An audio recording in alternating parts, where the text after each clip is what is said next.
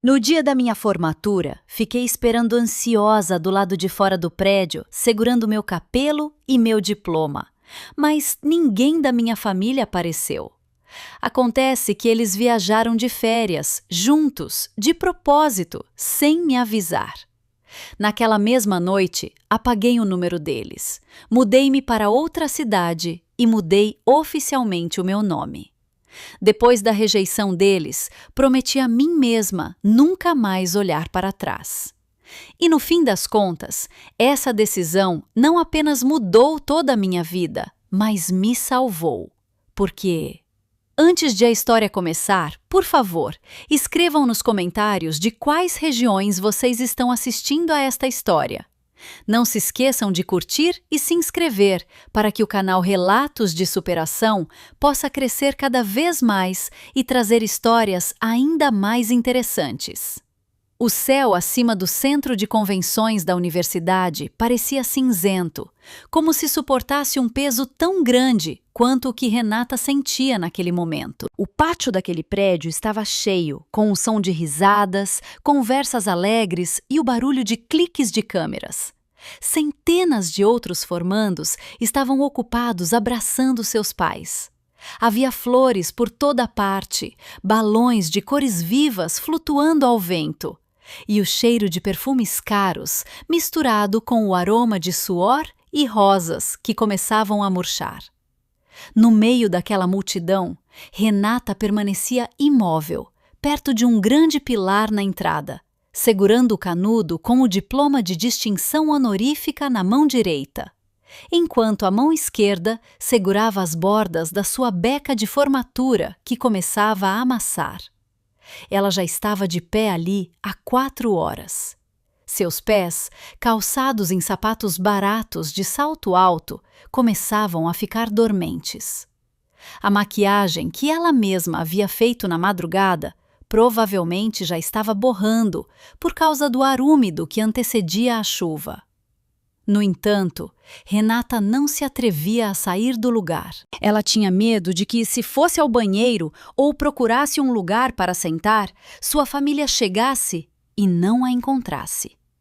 Ela havia enviado sua localização em tempo real no grupo de mensagens da família desde o amanhecer. Ela também já havia ligado para Dona Sandra, Sr. Roberto e Lucas várias vezes. Mas ninguém atendeu. Suas mensagens terminavam apenas com os 2 traços cinzas, ou até mesmo apenas um traço. Renata respirou fundo, tentando afastar a sensação de sufocamento que começava a se espalhar em seu peito. Ela viu uma colega de classe, uma garota cujas notas eram bem comuns, sendo presenteada com um buquê gigante de dinheiro por seu pai.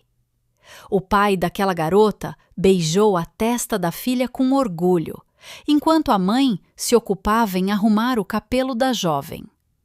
Aquela cena era muito dolorosa para Renata.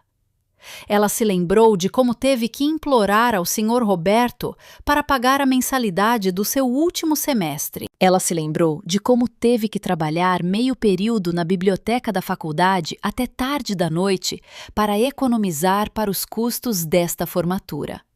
Ela não estava pedindo um buquê de dinheiro. Ela não estava pedindo um carro de presente. Ela só pedia que eles estivessem presentes. Apenas isso. Apenas ficar de pé ao lado dela, sorrir por um momento para uma foto, para que Renata pudesse sentir que era parte da família Roberto. Uma fumaça de chuva começou a cair. Uma a uma, as gotas de água molhavam o asfalto e faziam as pessoas correrem em busca de abrigo ou abrindo guarda-chuvas. Renata recuou um pouco para a marquise do prédio, mas seus olhos continuavam fixos no portão de entrada de veículos. Talvez o trânsito, pensou ela, tentando se consolar. As ruas em direção à faculdade sempre ficavam congestionadas nos dias de formatura. Talvez o carro do pai tivesse quebrado, Ou talvez Dona Sandra tivesse demorado muito para se arrumar, fazendo com que se atrasassem. Renata continuava criando desculpas em sua cabeça, recusando-se a acreditar no pequeno instinto em seu coração que gritava que eles não viriam. O relógio marcava 2 da tarde. A cerimônia de formatura já havia terminado desde as 11. O prédio começava a ficar vazio. Restavam apenas os funcionários da limpeza, que começavam a varrer os lixos plásticos e as pétalas de flores espalhadas. O estômago de Renata roncou alto. Ela não comia nada desde a noite anterior, de tão nervosa que estava, esperando por este dia. Ela mexeu em sua bolsa pequena, pegando seu smartphone, cuja tela já estava trincada no canto. Ela abriu o aplicativo de rede social, esperando encontrar alguma pista. Seu coração bateu acelerado ao ver um círculo vermelho na foto de perfil da conta de Lucas. Seu irmão tinha acabado de postar um novo story aos 5 minutos. Com os dedos tremendo, Renata pressionou aquele círculo. A tela do celular exibia um vídeo curto. Lá, sob um sol forte e ofuscante, Lucas segurava um copo de coquetel. O cenário ao fundo não era um engarrafamento nas ruas da cidade, mas sim o quebrar das ondas em uma praia de areia branca e coqueiros. A câmera então se moveu, mostrando Dona Sandra, que dava gargalhadas, usando óculos de sol grandes e um chapéu de praia de abas largas. Ao lado dela, o senhor Roberto relaxava em uma cadeira de sol, enquanto aproveitava uma massagem. Ouvia-se a voz alegre de Lucas gritando: "Férias em família em Fernando de Noronha! Finalmente livres daquela cerimônia entediante!" O mundo de Renata desabou naquele instante. O som da chuva, que ficava cada vez mais forte, parecia ter silenciado. Seus ouvidos zumbiam intensamente. Seus ossos pareciam ser arrancados à força de suas articulações. Eles não estavam presos no trânsito.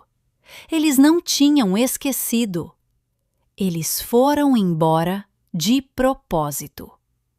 Eles planejaram essa viagem exatamente no dia da formatura dela. Para eles, a maior conquista da vida de Renata era apenas um evento entediante que merecia ser deixado de lado por causa de praia e massagem. Renata olhava fixamente para a tela do celular. Não havia nenhum sentimento de culpa no rosto deles. Dona Sandra parecia extremamente feliz, muito mais feliz do que quando estava em casa. O senhor Roberto parecia calmo. Lucas parecia satisfeito. Eles eram a família perfeita, sem a Renata. As lágrimas que até então ela continha não chegaram a cair. Aquela tristeza profunda, de repente se transformou em algo frio e duro. Seu coração congelou. Renata sentia que algo morreu dentro de si, naquele exato momento. Suas esperanças, seu afeto, sua saudade pelo reconhecimento deles, tudo foi queimado e reduzido a cinzas pelo fogo de uma fúria silenciosa. Ela não gritou. Ela não jogou o celular no chão. Ela apenas olhou fixamente para aquela foto, gravando cada detalhe da felicidade deles sobre o sofrimento dela. Ela jurou em seu coração: esta seria a última vez que choraria por eles. Esta seria a última vez que esperaria por eles. Renata tirou o capelo da cabeça. Aquele objeto de 5 lados parecia pesado e sem nenhum significado agora. Ela caminhou em direção a uma grande lixeira perto do pilar. Sem hesitar, jogou o capelo lá dentro. Em seguida, ela tirou a beca de formatura. O tecido preto juntou-se ao capelo no meio da pilha de lixo úmido. Agora, ela vestia apenas uma roupa simples e uma saia que ela mesma havia costurado. Ela pegou seu diploma, tirou-o do canudo, dobrou-o com cuidado e o guardou na bolsa. O canudo vazio ela também jogou fora. Renata não precisava mais daqueles símbolos. Ela não precisava da validação de ninguém. Seus passos a levaram para fora da área do prédio, enfrentando a chuva que agora caía intensamente. Ela não se importava se a maquiagem estava borrada ou se suas roupas estavam ensopadas. Caminhou até o ponto de ônibus mais próximo. Dentro do ônibus frio, Renata retirou o chip do seu celular, quebrou o pequeno cartão em 2 partes e o derrubou no chão do ônibus. Ela apagou todos os aplicativos de redes sociais, deletou todos os números de contato de sua família e desligou o aparelho. Ela queria desaparecer. Ela queria sumir da vida deles, assim como eles desejavam. Renata chegou a uma grande estação de trem no centro da cidade 1 hora depois. Seu corpo tremia de frio, mas sua determinação ardia como fogo. Ela foi até a bilheteria e comprou a passagem de trem econômico mais rápida para qualquer cidade que fosse o mais longe possível dali. O atendente da bilheteria olhou para ela de forma estranha, vendo sua aparência desgrenhada com as roupas molhadas. Mas Renata não se importou. Depois de conseguir a passagem para uma cidade metropolitana do outro lado do estado, ela se sentou na barulhenta sala de espera.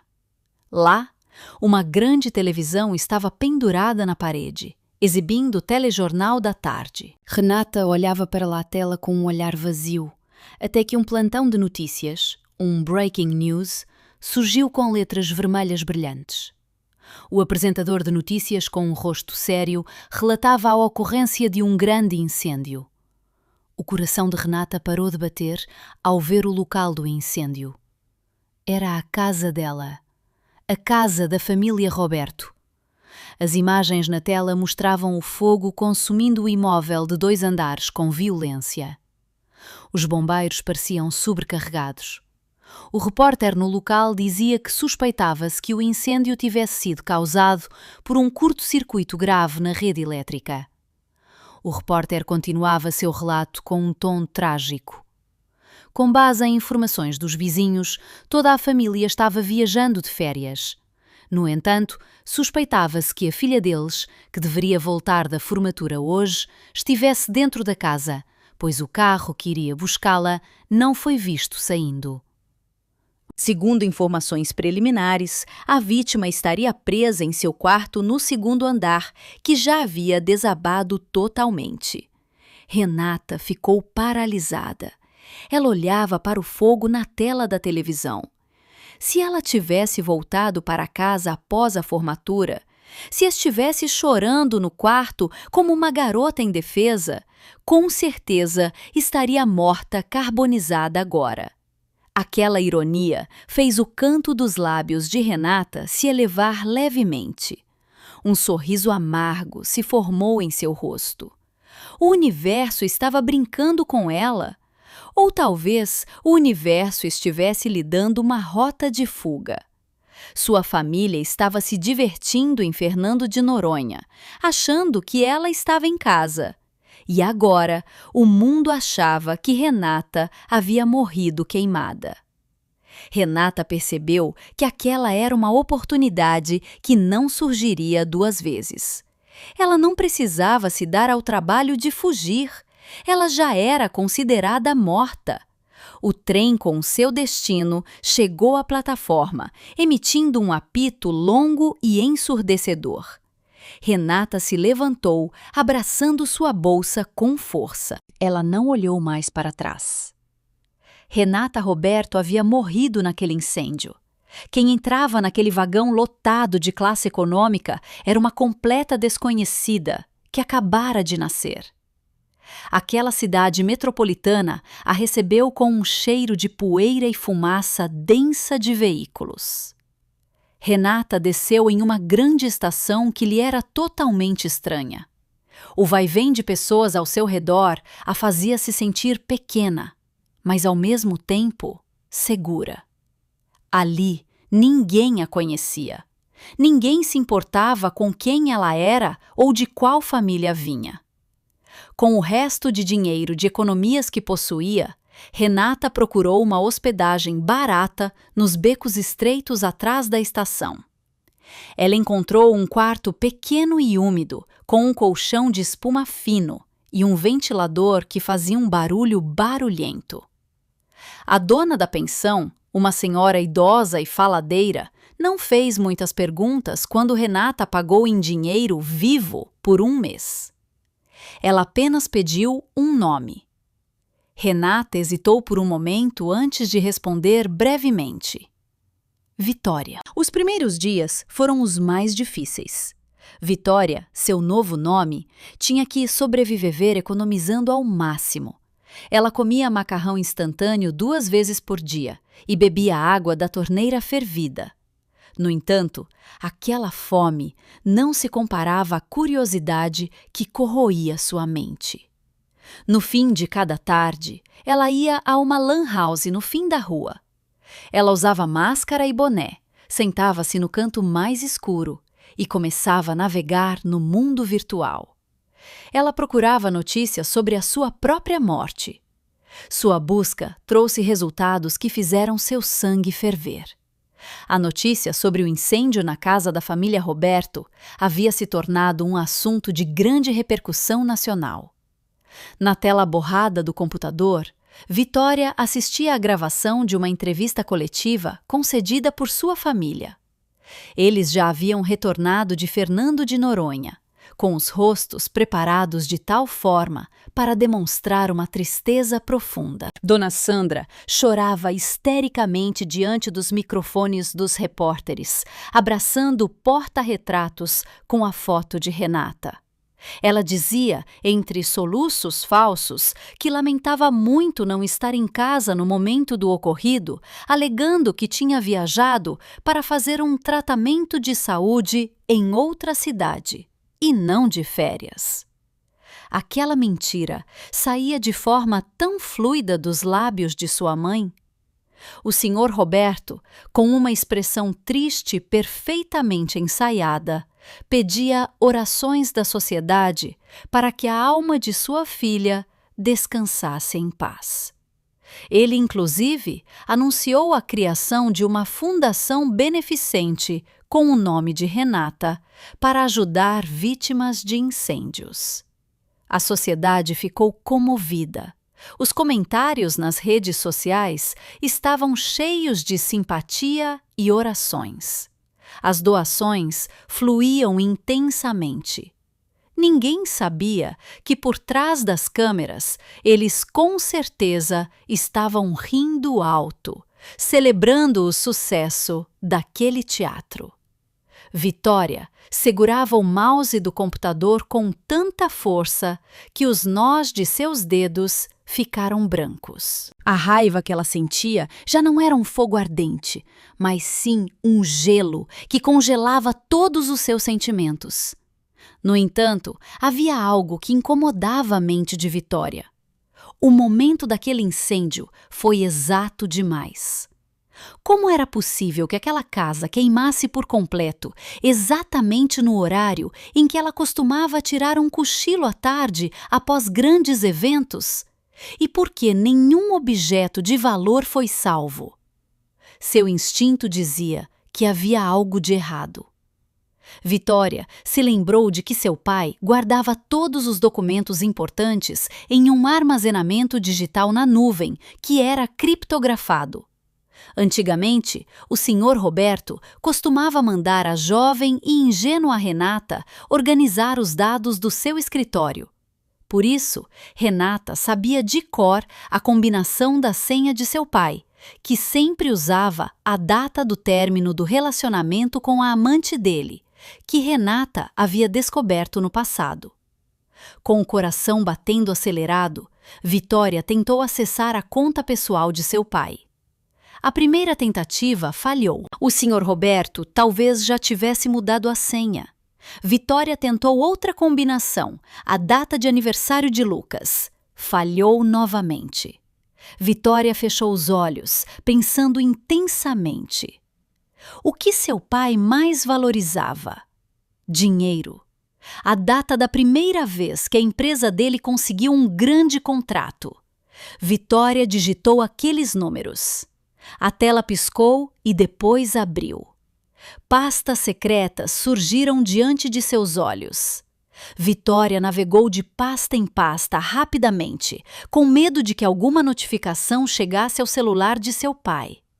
Seus olhos se arregalaram ao encontrar uma pasta chamada Seguro.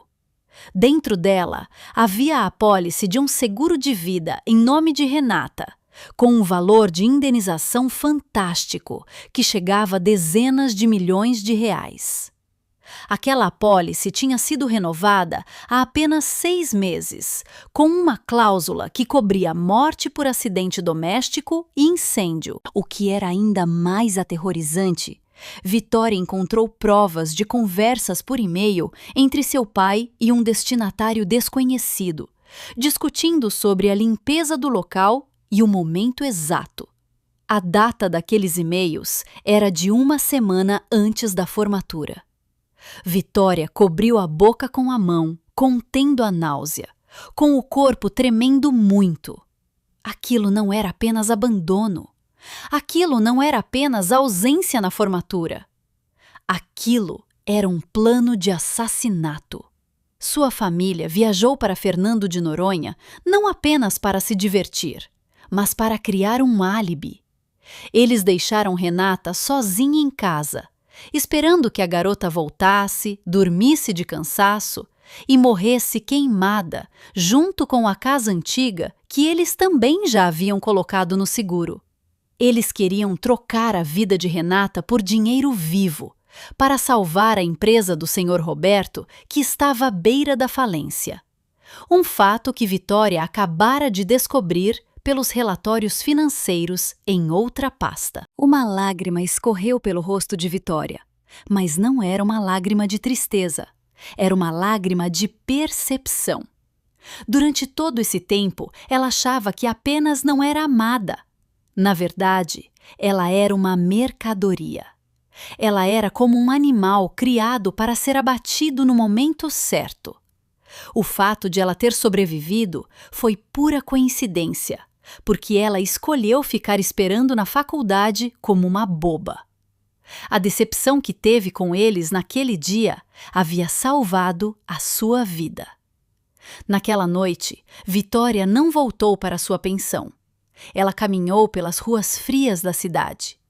Ela viu seu reflexo na vitrine de uma loja de roupas. A garota no espelho parecia fraca, desleixada e miserável. Aquela antiga Renata realmente merecia morrer. A Renata ingênua, que implorava por afeto, que sempre cedia, já não tinha mais utilidade. Vitória encarou fixamente a sua imagem. Ela jurou que mudaria tudo. Ela não iria apenas sobreviver, ela iria crescer, se tornar forte e voltar para tomar o que era seu por direito. No dia seguinte, Vitória começou a agir. Ela usou suas brilhantes habilidades em contabilidade que a fizeram se formar com as melhores notas para procurar um emprego. Não em uma grande empresa que iria checar seu histórico com rigor, mas sim em pequenos escritórios que precisavam de serviços rápidos de escrituração contábil. Ela trabalhava dia e noite, juntando cada centavo. Ela começou a mudar sua aparência. Ela cortou o cabelo, começou a usar um lenço para cobrir seus traços físicos e para não ser facilmente reconhecida caso encontrasse alguém do passado. Ela comprou óculos de armação grossa. Ela treinou sua forma de falar, eliminando seu sotaque regional e substituindo-o por uma entonação firme e fria. Vitória também começou a estudar sobre direito e negócios de forma autodidata, por meio de livros usados. Ela estudava as brechas dos crimes de seu pai. Ela traçou um plano de longo prazo. Ela sabia que não podia lutar contra eles agora. Ela era apenas um grão de poeira, comparada ao poder do dinheiro do seguro que a família Roberto agora possuía. Ela precisava de tempo. Ela precisava de uma posição. Ela precisava se tornar alguém intocável. Os meses se transformaram em anos. As notícias sobre a morte de Renata sumiram aos poucos, encobertas por novos acontecimentos. A família Roberto ficava cada vez mais rica. A empresa deles ressurgiu das cinzas graças à injeção de dinheiro novo vindo da morte da filha. Eles apareciam frequentemente em revistas de negócios, elogiados como uma família de empresários resilientes diante das provações. Vitória recortava cada artigo sobre eles e os colava na parede do seu quarto de pensão, que agora já era um pouco mais digno. Aqueles rostos sorridentes serviam de combustível para ela todas as manhãs. 5 anos se passaram. Vitória, que agora possuía oficialmente uma nova identidade como Safira, estava de pé diante do espelho do seu apartamento de luxo no centro da cidade. Não havia mais aquela garota desleixada. O que havia era uma jovem mulher elegante, com um lenço moderno em estilo executivo, com um olhar afiado e cheio de autoconfiança. Ela tinha acabado de ser contratada como auditora sênior em uma empresa de auditoria internacional que era conhecida por ser rigorosa e incorruptível. E o seu primeiro cliente na semana seguinte era uma empresa que se preparava para abrir capital na Bolsa de Valores. Uma empresa chamada Roberto Corp. Safira deu um sorriso discreto, ajeitando o broche em seu lenço. O momento havia chegado. O jogo estava apenas começando. 5 anos é um tempo bastante longo para mudar o destino de alguém. E para Safira, 5 anos foi o tempo que ela utilizou para se moldar como uma arma. Naquela manhã, a cidade de São Paulo parecia movimentada como de costume. Os arranha-céus competiam para tocar as nuvens e em um dos prédios mais altos da região do centro financeiro, Safira desceu de um sedã preto brilhante. Sua aparência era completamente diferente daquela garota desleixada que antes estava com frio na estação de trem. Ela vestia um conjunto de blazer de cor creme, cortado perfeitamente sob medida para o seu corpo, combinado com uma calça de alfaiataria elegante e um lenço de seda de tom semelhante que moldava seu rosto perfeitamente. Seus sapatos de salto alto ecoavam pelo chão de mármore do saguão do prédio com um ritmo firme e intimidador. Safira já não era a Renata medrosa de antes. Ela agora era auditora sênior na firma de contabilidade global mais temida pelas empresas mal-intencionadas. Sua reputação no mundo dos negócios era de uma mulher de ferro, que não tinha compaixão com nenhum erro, por menor que fosse. Hoje, ela recebia a tarefa pela qual vinha esperando há anos. Seu novo cliente era a Roberto Corp, a empresa familiar que havia ressurgido da falência de forma milagrosa 5 anos atrás, e agora planejava abrir capital na Bolsa de Valores por meio do processo de oferta pública inicial, o IPO. Safira sabia exatamente de onde vinha aquele capital de reviravolta. Cada bloco de concreto daquele prédio, cada cota de ações de que eles se orgulhavam, tudo foi construído sobre o dinheiro da sua morte. Ela caminhou até o balcão da recepção com um rosto sério e sem expressão. Os seguranças e a recepcionista que a viram endireitaram a postura por reflexo, intimidados pela aura dominante que Safira emanava.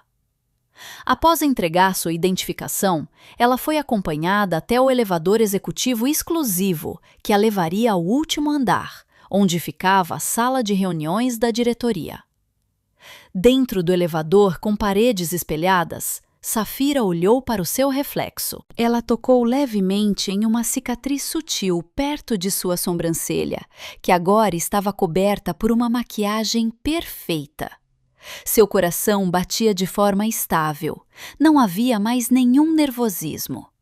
Ela estava pronta para encarar os fantasmas do seu passado. A porta do elevador se abriu, revelando um corredor luxuoso com piso de carpete grosso. A secretária da diretoria a recebeu com um sorriso tenso e abriu as portas duplas da grande sala de reuniões. Safira entrou. O ar dentro da sala parecia frio por causa do ar-condicionado que estava regulado no máximo. Na extremidade da longa mesa de madeira de mogno, estavam sentadas 3 pessoas que ela conhecia muito bem. O senhor Roberto ocupava a cadeira principal, parecendo mais velho, mas seus olhos ainda emanavam a mesma ganância de antes. À sua direita estava sentada Dona Sandra, cujo rosto parecia esticado de forma artificial, provavelmente resultado de alguns procedimentos estéticos caros. À esquerda estava sentado Lucas, que agora vestia um terno caro, embora sua postura continuasse parecendo desleixada e sem autoridade. As 3 pessoas olharam para trás quando Safira entrou. Houve uma pausa de alguns segundos que parecia um silêncio absoluto. Safira pôde ver as linhas na testa do Sr. Roberto enquanto aquele homem idoso a encarava. Havia um lampejo de reconhecimento nos olhos deles, uma sensação familiar incômoda, mas eles logo a descartaram. Para eles, Renata havia virado cinzas 5 anos atrás.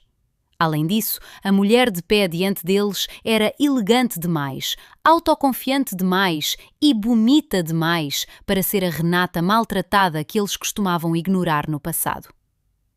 Safira deu um sorriso discreto, um sorriso profissional que não chegava aos seus olhos. "Bom dia, senhores", cumprimentou Safira com uma voz firme e imponente. Sua voz estava um pouco mais encorpada e decidida em comparação com a voz tímida da antiga Renata. "Eu sou Safira, a líder da equipe de auditoria independente indicada pelos investidores para analisar a viabilidade da Roberto Corp antes do IPO. Estou aqui para garantir que nenhum centavo sequer seja ocultado na contabilidade de vocês." O senhor Roberto se levantou e estendeu a mão com uma risada, tentando quebrar o clima tenso da sala. "Ah, senhora Safira, já ouvimos falar da sua excelente reputação. É um grande prazer trabalhar com a senhora. Por favor, sente-se. Garantimos que a nossa empresa é extremamente limpa e transparente."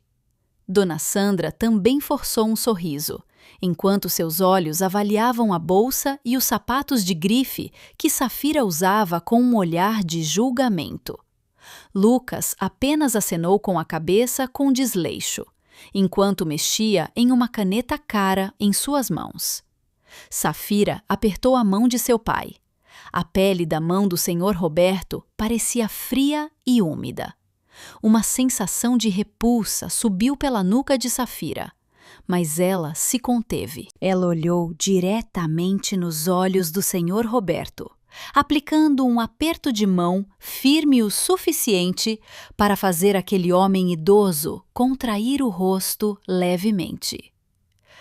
"Espero que sim, senhor Roberto, porque se eu encontrar uma única irregularidade que seja, garanto que o sonho de vocês de abrir capital na Bolsa de Valores será destruído por completo." Aquela frase não era apenas um aviso profissional. Era uma ameaça pessoal oculta. Dona Sandra pareceu um pouco ofendida com o tom de fala afiado de Safira. Ela pigarreou de leve, ajeitando seu lenço luxuoso. "Nós somos uma família honrada, senhora Safira. Construímos este negócio com muito trabalho e honestidade, após a tragédia que abalou a nossa família no passado. Nós perdemos a nossa filha. Então, sabemos muito bem o significado de valorizar a vida e a integridade.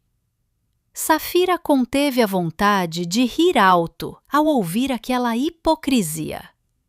Ela colocou sua pasta de trabalho sobre a mesa e retirou o notebook, além de uma pilha de documentos. Seu rosto voltou a ficar sério. Ótimo.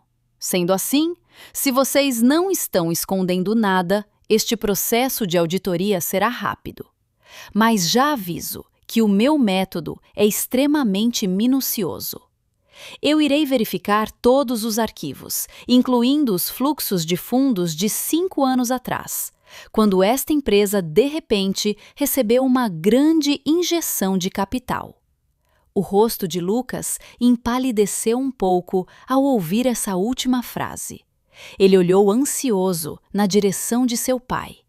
O senhor Roberto permaneceu calmo, embora o seu sorriso tenha sumido um pouco. Claro, fique à vontade para examinar. Tudo aquilo é dinheiro legítimo do seguro e fruto de investimentos, respondeu ele de forma curta. Safira acenou com a cabeça calmamente. Ela abriu seu notebook, pronta para começar a guerra. Ela estava dentro da jaula do leão agora, mas, desta vez, era ela quem segurava o chicote. O processo de auditoria começou naquele mesmo dia. Safira não perdeu tempo. Ela exigiu que fosse disponibilizada uma sala exclusiva no escritório da Roberto Corp e exigiu acesso total a todos os servidores de dados da empresa. Durante a primeira semana, Safira transformou a vida da família Roberto em um verdadeiro inferno. Ela era a primeira a chegar e a última a ir embora, forçando a equipe financeira e Lucas, que ocupava o cargo de diretor financeiro, a atendê-la. Safira agia de propósito, com um perfeccionismo irritante. Ela pedia documentos físicos cheios de poeira do depósito. Mandava Lucas procurar recibos insignificantes que estavam perdidos e questionava cada despesa, por menor que fosse. Lucas era o seu alvo principal nesta fase inicial. Safira sabia que seu irmão não era cuidadoso e entrava em pânico facilmente. Cada vez que Lucas entregava um relatório, Safira o riscava todo com tinta vermelha e o jogava de volta na mesa com um olhar de desprezo. Isso é lixo, Sr. Lucas. Como o senhor consegue ser diretor financeiro se não é capaz de calcular um balanço simples direito? Onde o senhor se formou, afinal? Cobrava Safira diante dos outros funcionários. O rosto de Lucas ficava vermelho ao tentar conter a vergonha e a raiva. Mas ele não ousava revidar, pois o sucesso do IPO estava nas mãos de Safira. A pressão mental exercida por Safira começou a trazer resultados. Lucas passou a ser visto frequentemente bebendo álcool em sua sala de trabalho. Ele ficou paranoico e costumava brigar com o pai nos corredores do escritório. Safira apreciava aquele espetáculo detrás da porta da sua sala, que ficava entreaberta. A família que antes parecia unida naquela crueldade, agora começava a rachar por causa da pressão do trabalho. No entanto, o objetivo principal de Safira não era apenas deixá-los estressados. Ela estava procurando por provas concretas. Ela sabia que o dinheiro do seguro da sua morte era o capital inicial, mas ela precisava de provas de fluxo financeiro que os vinculassem ao ato criminoso do incêndio da casa. Na segunda semana, enquanto fazia hora extra sozinha no escritório silencioso da Roberto Corp, Safira conseguiu invadir a camada mais profunda do servidor pessoal do Sr. Roberto, que estava conectado à rede da empresa. Aquele homem idoso era astuto o suficiente para não guardar provas em um computador de fácil acesso. Mas ele era orgulhoso demais para apagá-las de forma definitiva. O Sr. Roberto tinha o hábito de guardar troféus de suas vitórias em formato de arquivos digitais.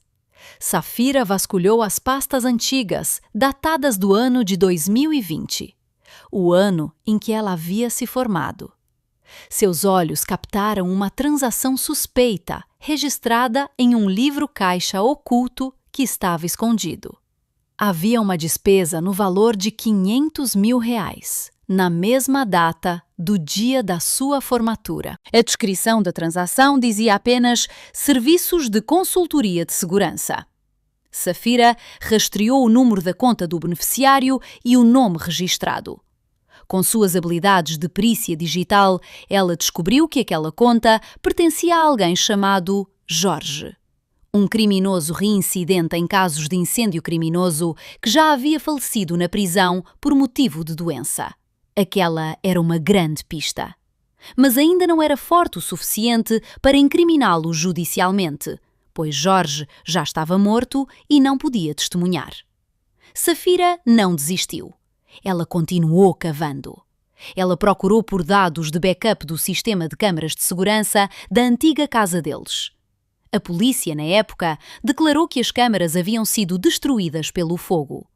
Verificando o sistema, Safira sabia que seu pai sempre mantinha um backup automático em um armazenamento na nuvem. E dito e feito. Dentro de uma pasta oculta que tinha o nome de Lembranças, Safira encontrou um arquivo de vídeo que estava corrompido. Seu coração acelerou. Ela usou um software de recuperação de dados para corrigir aquele arquivo. O processo levou 2 horas angustiantes. Quando a barra de progresso atingiu 100%, o vídeo se abriu. A imagem era em preto e branco e um pouco granulada, mas nítida o suficiente para ver o que tinha acontecido. O vídeo era datado do dia da sua formatura. Às 10 da manhã, algumas horas antes de sua família partir para Fernando de Noronha.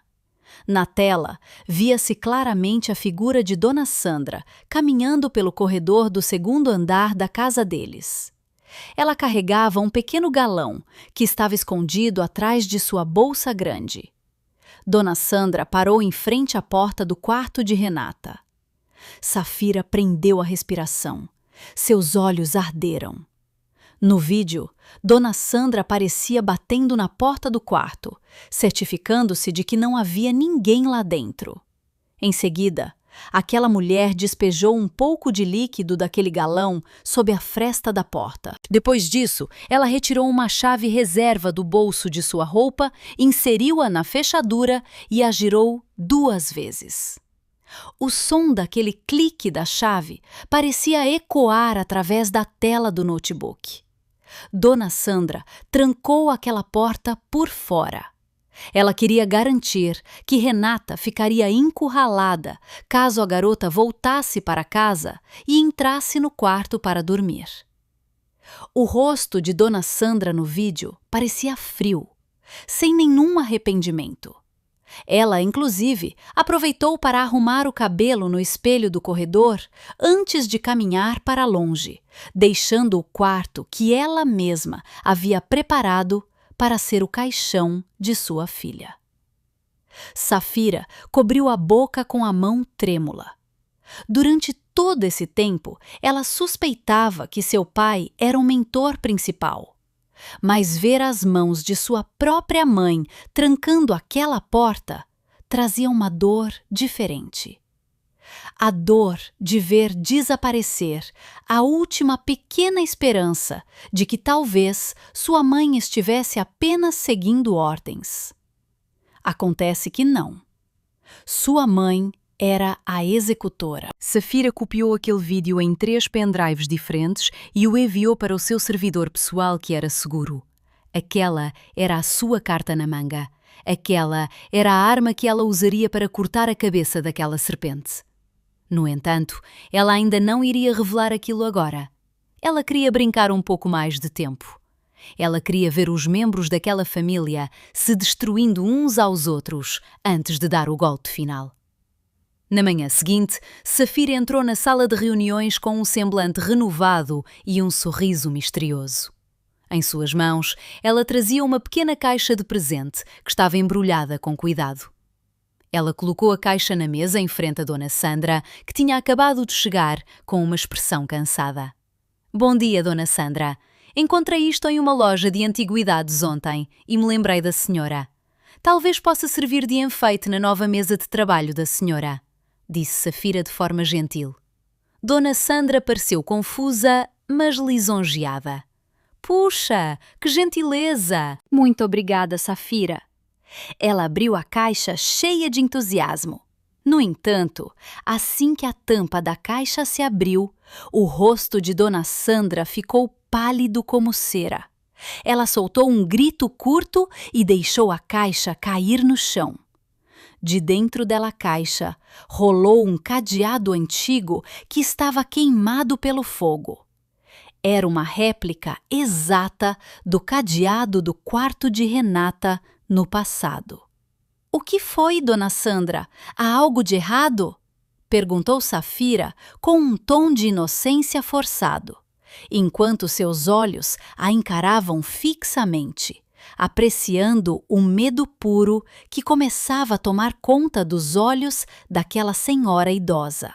Dona Sandra olhava para Safira com horror, com os lábios tremendo, como se estivesse vendo um fantasma. O jogo psicológico tinha acabado de começar, e Safira tinha acabado de lançar os seus primeiros dados. O ambiente na residência de luxo da família Roberto mudou radicalmente desde o incidente daquele cadeado queimado. A mansão imponente em estilo colonial, que costumava ser preenchida por risadas falsas dos convidados da alta sociedade, agora parecia silenciosa e sombria. Como se suas paredes de mármore guardassem milhares de olhos vigiando. Dona Sandra foi a pessoa mais afetada. Aquela senhora de meia-idade que costumava se apresentar impecável com uma maquiagem pesada, agora parecia desgrenhada. As olheiras sob os seus olhos escureceram. Seus cabelos frequentemente eram deixados soltos e desarrumados, e ela começava a falar sozinha com frequência. Aquele cadeado não era apenas um objeto sem vida para ela. Era uma mensagem vinda do inferno. Ela tinha certeza de que a alma de Renata havia retornado para se vingar. Cada vez que o vento da noite soprava e balançava as janelas, Dona Sandra soltava um grito histérico, achando ouvir o som dos passos de sua filha arrastando-se pelo andar de cima. O senhor Roberto tentava racionalizar tudo. Ele insistia que aquele cadeado era apenas uma coincidência, ou talvez uma armação de algum concorrente de negócios que queria abalar o psicológico deles antes do IPO. No entanto, bem no fundo de seu coração, o medo começava a se espalhar. Ele ordenou aos seguranças que reforçassem a vigilância, aumentou o número de câmeras em cada canto e chegou a alugar cães de guarda. No entanto, o terror provocado por Safira não era um terror comum que pudesse ser contido por portões de ferro ou latidos de cães. O inimigo deles já estava dentro dos muros de defesa, sentando-se confortavelmente na sala de reuniões do escritório deles todos os dias, sorrindo de forma amigável, enquanto segurava a lâmina pronta para tirar a pele deles lentamente. Safira saboreava cada segundo daquela destruição mental. Em seu apartamento, ela montava o plano seguinte com a precisão de um artista. Ela não queria acabar com eles de imediato. Ela queria que eles sentissem o mesmo medo que Renata sentiu ao se ver presa naquele quarto, trancado, sozinha, esperando que as chamas a consumissem. Safira preparou a segunda encomenda. Desta vez, ela enviou diretamente para o endereço da casa deles, utilizando o serviço de um entregador de aplicativo de forma anônima. A encomenda chegou em um fim de tarde de sábado, no momento em que toda a família estava reunida na tensa sala de estar. O funcionário da casa trouxe uma caixa de papelão grande que estava embrulhada em papel pardo simples, sem o nome do remetente. Lucas, que segurava um copo de uísque com a mão trêmula, mandou o funcionário abri-la. Assim que a fita adesiva foi aberta, um cheiro forte de queimado tomou conta do ambiente de imediato. Um cheiro de tecido queimado misturado com gasolina. Dona Sandra cobriu o nariz, com os olhos arregalados de horror. O funcionário retirou o conteúdo de dentro. Uma beca de formatura preta, que estava pela metade carbonizada, com as bordas cheias de cinzas escuras. Na altura do peito daquela beca, destacava-se um broche de identificação que ainda brilhava limpo, onde se lia Renata Roberto, summa cum laude. O grito de Dona Sandra quebrou o silêncio daquela tarde. Ela jogou um vaso de flores na direção da beca, gritando repetidamente para que aquele objeto fosse queimado e jogado para bem longe. Ela está aqui! Ela voltou! Aquela garota maldita voltou! Exclamava histérica, enquanto puxava os próprios cabelos. O senhor Roberto ficou com o rosto pálido, com as mãos fechadas com tanta força que suas unhas se cravavam na palma da mão. Ele sabia perfeitamente que aquela beca deveria ter sido destruída 5 anos atrás, ou pelo menos seria impossível estar ali. Quem quer que tivesse enviado aquilo conhecia o segredo deles. Quem enviou sabia que Renata não tinha morrido em um acidente comum. O desespero ficava ainda maior à medida que Dona Sandra começava a chamar curandeiros e paranormais para casa. A mansão luxuosa agora ficava cheia de fumaça, de incensos e rituais. Safira escutava tudo aquilo por meio de um dispositivo de escuta micro que ela havia colado embaixo da mesa da sala de visitas, quando fez uma visita na semana passada, sob o pretexto de entregar alguns documentos pendentes. Ouvir os delírios de medo de sua mãe através dos fones de ouvido em seu apartamento confortável lhe trazia uma satisfação peculiar. Antigamente, ela implorava pela atenção de sua mãe. Agora, ela tinha toda aquela atenção na forma de puro pavor. Enquanto isso, Lucas escolhia outro tipo de fuga. Ele não suportava o ambiente da casa, que parecia uma casa mal assombrada. Todas as noites, ele passava o tempo em uma casa noturna exclusiva, afogando seus pensamentos em garrafas de bebidas caras e música em um volume ensurdecedor. Ele sentia que estava sendo vigiado por onde quer que fosse. A imagem de sua irmã silenciosa e sempre obediente continuava a persegui-lo. Lucas se lembrava de como costumava mandar Renata fazer os seus trabalhos da faculdade no passado, de como ele ignorava a garota que não tinha amigos. O sentimento de culpa, misturado com o medo da prisão, o deixava quase louco. Naquela noite, em meio ao som das batidas graves da música que ecoavam em seu peito, o celular de Lucas vibrou no bolso do seu paletó. Ele ignorou, achando que era uma ligação de seu pai mandando voltar para casa. No entanto, o aparelho vibrou novamente, e mais uma vez. Irritado, Lucas puxou o celular para fora. Seus olhos se espremiam por causa da embriaguez, tentando focar a visão na tela brilhante no meio da escuridão do local. Uma notificação de mensagem surgiu. Não havia o nome do contato, apenas uma sequência de números que parecia muito familiar em sua memória do passado. Era o número antigo de Renata, um número que já estava desativado há 5 anos. O coração de Lucas pareceu parar de bater. Um suor frio escorreu pela sua testa, cortando o efeito do álcool naquele instante. Com os dedos tremendo muito, ele abriu aquela mensagem. Havia apenas uma frase curta. No entanto, o impacto foi como o golpe de uma marreta em sua cabeça. Minha formatura ainda não acabou. Quando meu irmão vai vir me buscar? Lucas jogou o celular sobre a mesa como se aquele objeto tivesse acabado de se transformar em uma cobra venenosa. Ele recuou cambaleando, esbarrando em um garçom que carregava uma bandeja de bebidas. Os copos se quebraram, espalhando-se pelo chão, mas Lucas não se importou. Sua respiração estava ofegante.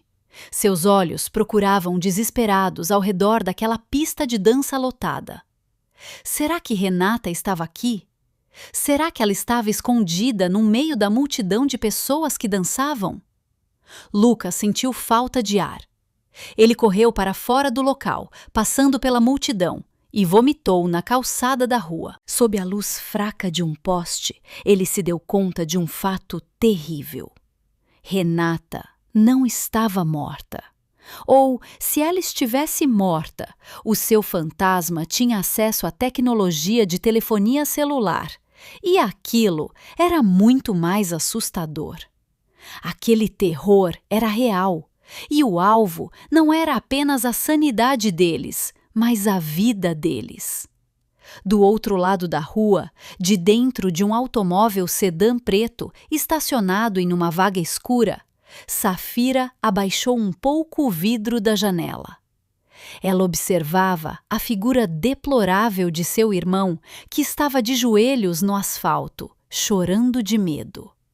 Safira desligou seu segundo celular, o aparelho que ela tinha acabado de usar para enviar aquela mensagem de terror, utilizando um número virtual que ela manipulou para que parecesse o número antigo de Renata.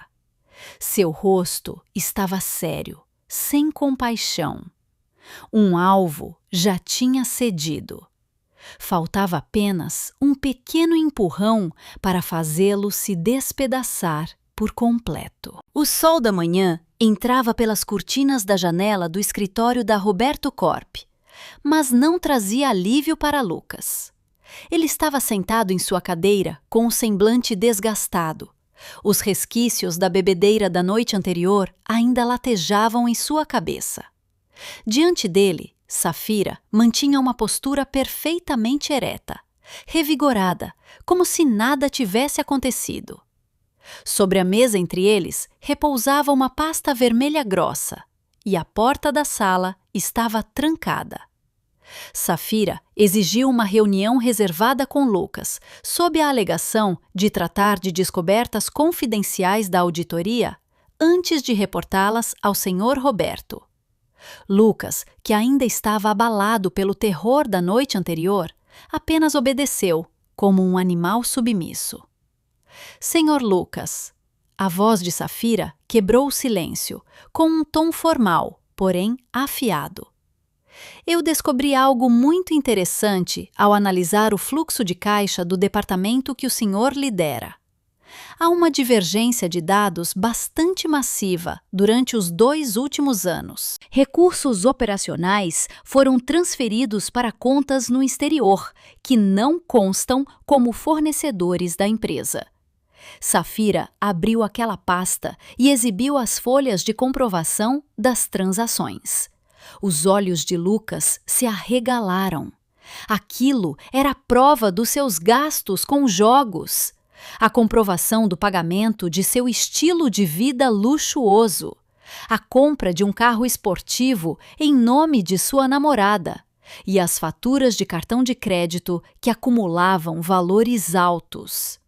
Durante todo esse tempo, Lucas vinha desviando dinheiro da empresa de seu pai, achando que, por ser filho do proprietário, ele tinha o direito de fazer isso. Ele também tinha certeza de que a contabilidade dupla que ele havia criado era cuidadosa o suficiente para enganar qualquer auditor. Ele estava totalmente errado. Diante de Safira, seus truques contábeis não passavam de rabiscos infantis. Isso eu posso explicar, senhora Safira. Trata-se apenas de um empréstimo temporário. Eu tinha a intenção de devolver após os bônus do IPO saírem. Lucas gaguejou, com o suor frio voltando a molhar a sua camisa. Ele sabia que seu pai não tinha conhecimento sobre aquilo. Se o senhor Roberto soubesse que ele desviou milhões de reais no momento em que a empresa passava por uma auditoria rigorosa, seu pai ficaria furioso. O senhor Roberto podia até gostar dele, mas o senhor Roberto amava muito mais o seu dinheiro. Safira deu um sorriso de canto, um sorriso que fez Lucas se encolher. Desvio de recursos da empresa no valor de 15 milhões de reais. Perante a lei criminal, a pena de prisão para isso é bastante longa, senhor Lucas. E se os investidores souberem, o IPO será cancelado e o senhor será processado por perdas e danos que serão impossíveis de pagar. Sua carreira estará liquidada. Sua vida de luxo terá um fim. O senhor vai mofar em uma cela de prisão apertada, quente e com mau cheiro. Lucas desabou em sua cadeira, com o rosto pálido. Por favor, não relate isso ao meu pai ou aos investidores. Eu faço qualquer coisa que a senhora quiser. Por favor, me ajude, senhora Safira. Nós podemos resolver isso, não podemos? Quanto a senhora quer? Eu posso pagar. Safira soltou uma risada abafada. Uma risada fria e cortante.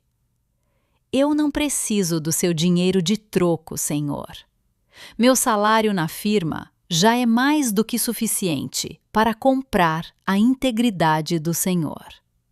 Safira inclinou seu corpo para a frente, olhando diretamente nas pupilas dos olhos de Lucas, que estava apavorado. Mas o senhor tem razão. Eu posso ajudar. Eu posso ocultar esta descoberta. Eu posso fazer com que este relatório de auditoria saia limpo, como se o senhor fosse o diretor financeiro mais honesto deste mundo. Qual é a condição? Qualquer coisa! Exclamou Lucas desesperado. Eu quero que o senhor me entregue o senhor Roberto, sussurrou Safira.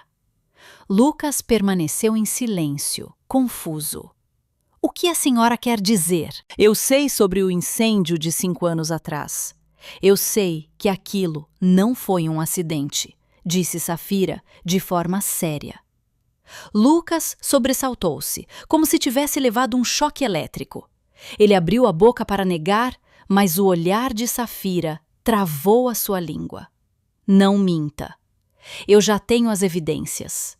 Mas as evidências que eu possuo ainda carecem de uma última peça do quebra-cabeça para garantir que o senhor Roberto seja o responsável integral. Não o senhor. Eu sei que aquela ideia veio do seu pai. O senhor é apenas um filho obediente que tinha medo de perder a herança, não é? O senhor não teria coragem de acabar com a própria irmã. Isso com certeza foi ideia do senhor Roberto. Lucas engoliu em seco com dificuldade. Sua barreira mental desmoronou. O terror da noite anterior, o sentimento de culpa e agora a ameaça de prisão lhe mostravam uma saída tentadora. Jogar toda a culpa sobre o seu pai para se salvar. O caráter covarde de Lucas assumiu o controle. Ele não queria ir para a prisão. Ele não queria ficar pobre. Aquilo foi ideia do meu pai. A voz de Lucas tremia, saindo bem baixa. Meu pai planejou tudo. Meu pai precisava daquele dinheiro do seguro porque a empresa estava quase falida por completo. Minha mãe foi quem trancou a porta, mas meu pai foi quem mandou fazer isso. Eu só recebi ordens para ficar calado e ir junto na viagem. Excelente, disse Safira. Mas uma confissão falada não tem valor no tribunal, Sr. Lucas. Eu preciso de provas físicas, as provas daquele plano. Eu sei que o Sr. Roberto guarda tudo. O senhor com certeza sabe onde ele as esconde. Lucas hesitou por um instante. Trair o próprio pai era um pecado imperdoável nos costumes da família deles. Mas salvar a si mesmo era o instinto de sobrevivência. Fica em um cofre secreto, atrás da pintura na sala de trabalho dele em casa. Há um caderno de anotações preto e um pendrive. Meu pai registrou todo o fluxo de pagamentos ali. Ele nunca jogou fora porque era paranoico de que seus comparsas no crime tentassem chantageá-lo de volta. Por isso, ele guardou as provas do envolvimento deles. Safira acenou com a cabeça satisfeita. Ela retirou um pequeno aparelho gravador do bolso do seu blazer, que já estava ligado desde o início. A gravação da confissão de Lucas já estava armazenada de forma segura. Agora, escute-me com muita atenção. Hoje à noite, quando o senhor voltar para casa, pegue esses objetos. Amanhã cedo, traga-os para mim. Se o senhor fizer isso, este relatório sobre o desvio de dinheiro do senhor será destruído por mim. O senhor estará livre e o senhor, inclusive, poderá herdar o que restar da empresa depois que o seu pai for detido. Interessante, não acha? Lucas olhava para Safira com um olhar de incredulidade. Ele sentia como se estivesse negociando com o próprio demônio. Mas aquela proposta era boa demais para ser recusada. Ele acenou com a cabeça devagar. Tudo bem. Eu vou pegar isso hoje à noite. Safira se levantou, ajeitando o blazer. É um prazer fazer negócios com o senhor. Não tente me passar para trás, senhor Lucas. Lembre-se, eu sei onde os podres do senhor estão enterrados. Naquela noite, a rachadura na família Roberto já não era uma simples linha fina, mas sim um abismo que se abria de forma larga. Lucas voltou para casa com o coração acelerado. Ele viu seu pai sentado na sala de estar, lendo o jornal com uma expressão amarga. O ódio cresceu no coração de Lucas. Por causa da ganância de seu pai, sua vida tinha ficado desarrumada daquela maneira. Por causa daquela ideia insana de seu pai de acabar com Renata, ele agora era assombrado por terrores e extorquido por uma auditora. Lucas tomou uma decisão firme em seu coração. Ele iria roubar aquelas provas. Ele iria entregar o próprio pai em troca de sua própria liberdade.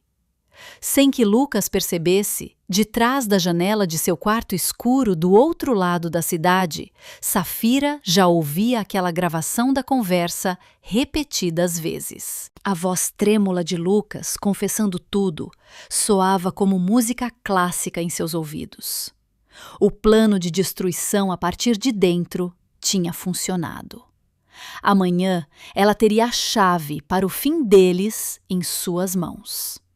E quando isso acontecesse, não haveria mais lugar para se esconder para o Sr. Roberto e Dona Sandra. O destino já não caminhava devagar. Ele vinha correndo, veloz, em direção à porta da frente da casa deles. A noite do jantar de gala para celebrar a oferta pública inicial de ações da Roberto Corp foi realizada com um luxo que ultrapassava o bom senso. O salão de festas do Hotel 5 Estrelas, no centro de São Paulo, foi transformado em um mar de ouro e cristais. Lustres gigantes brilhavam no teto, refletindo a luz no chão de mármore polido e liso. Centenas de convidados, que incluíam investidores de grande porte, autoridades do governo, membros da alta sociedade da capital e, claro, profissionais da imprensa, lotavam o ambiente com suas melhores vestimentas. O cheiro de perfumes caros misturava-se com o aroma de pratos de frutos do mar e bifes de wagyu que eram servidos nas mesas redondas. No meio de toda aquela imponência, a família Roberto permanecia no palco principal, como reis e rainhas, recebendo seus súditos, exibindo sorrisos largos que tinham sido ensaiados por horas diante do espelho. O Sr. Roberto parecia imponente, vestindo um smoking preto importado. Cumprimentava cada convidado importante com um aperto de mão firme e cheio de confiança. Ao seu lado, Dona Sandra usava um vestido longo, crevejado de diamantes, cujo valor provavelmente seria suficiente para alimentar um vilarejo inteiro durante um ano. Seu rosto exibia uma maquiagem pesada para cobrir os traços de estresse e a falta de sono decorrentes do terror do cadeado e da beca queimada na semana passada. Naquela noite, ela se esforçava muito para esquecer seu abalo. Aquela noite era sobre a vitória deles, sobre os recursos de bilhões de reais que logo iriam entrar em suas contas bancárias assim que o sino da Bolsa de Valores tocasse na manhã seguinte. Lucas permanecia um pouco mais atrás, com o rosto pálido e suando, apesar de o ambiente estar frio. Ele olhava o tempo todo na direção da entrada, esperando a chegada de alguém. Naquela manhã, Lucas tinha cometido a sua maior traição. Com as mãos trêmulas, ele entregou o caderno preto e o pendrive precioso de seu pai para Safira em uma cafeteria isolada. Em troca, Safira lhe entregou as folhas originais de comprovação dos seus desvios e prometeu que iria apagar as cópias digitais assim que o evento desta noite terminasse. Lucas sentia alívio e, ao mesmo tempo, náusea. Ele havia entregado o próprio pai em troca da segurança de si mesmo.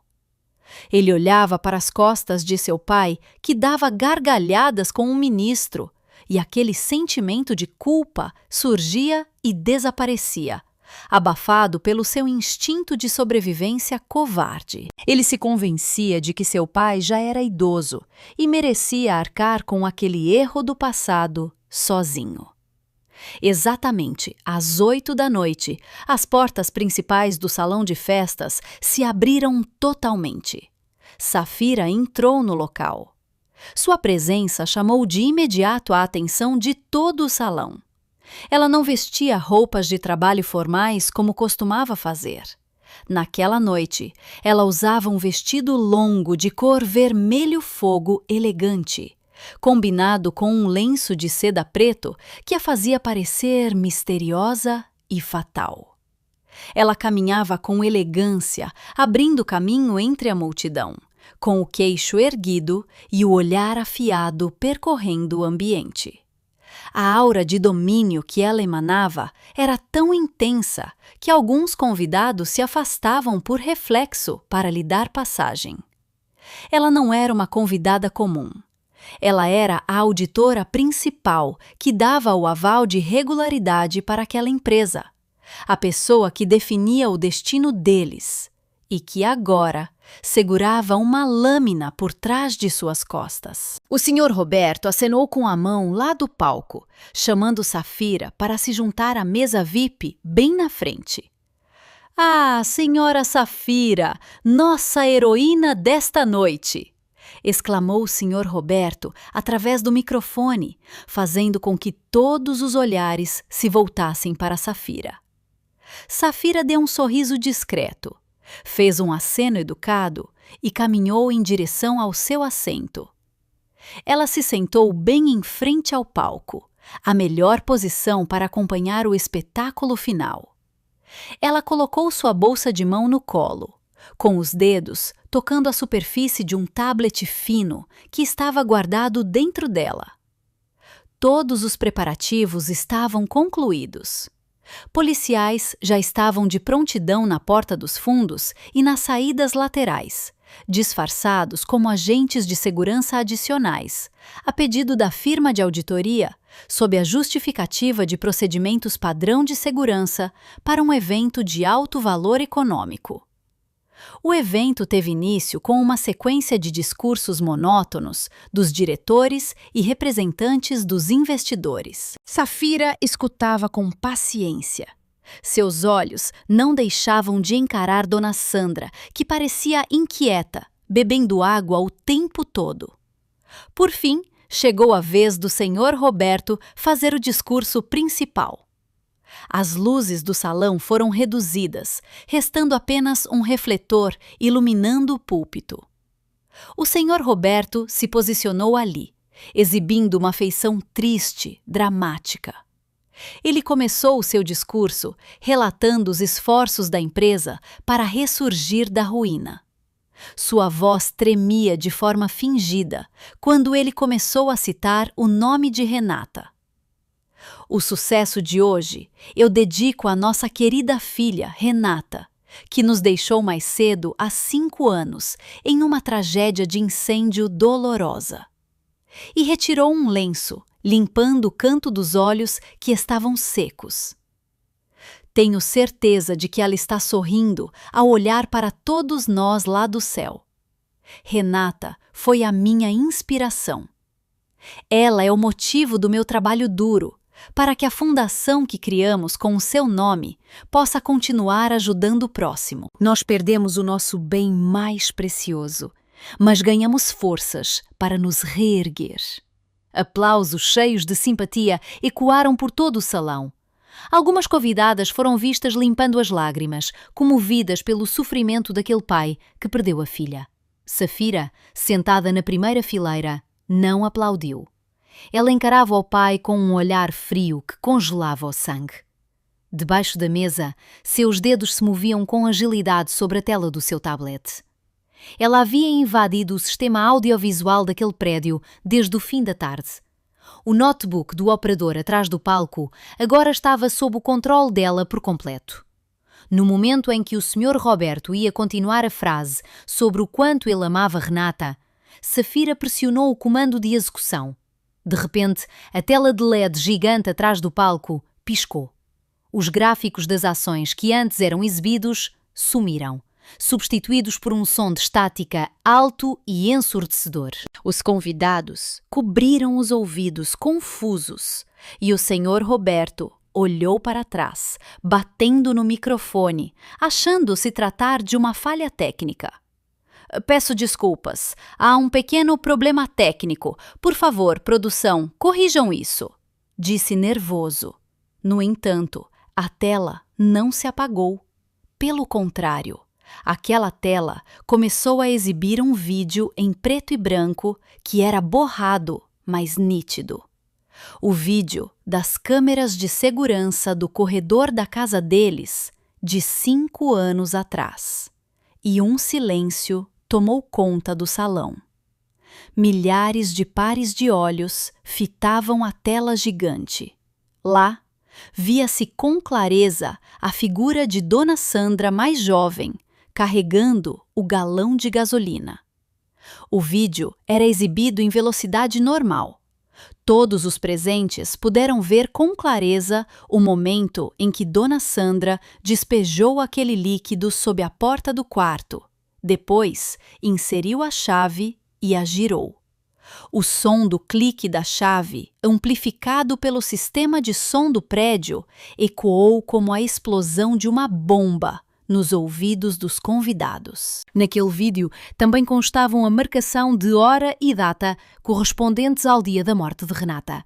Antes mesmo que aquele espanto diminuísse, a imagem da tela mudou. Desta vez não era um vídeo, mas sim a digitalização de documentos do caderno preto do Sr. Roberto e comprovantes de transferências bancárias. Na tela, exibia-se claramente a movimentação da conta do Sr. Roberto para a conta em nome de Jorge, o incendiário da casa, junto com uma anotação de memorando: quitação de serviços prestados para limpeza da casa de Renata. Ao lado, surgiu a cópia da apólice de seguro de vida de Renata, que foi recebida uma semana após o ocorrido, com a assinatura do Sr. Roberto, aprovando a liquidação da morte por negligência. O tumulto estourou de imediato. Gritos, sussurros de espanto e exclamações de revolta se misturaram. Os investidores se levantaram, com os rostos vermelhos de raiva por se sentirem enganados. Os repórteres, que antes pareciam sonolentos, correram em direção ao palco, com suas câmeras registrando aquela tela gigante, repetidas vezes. Os flashes das câmeras transformaram o ambiente em uma completa desordem.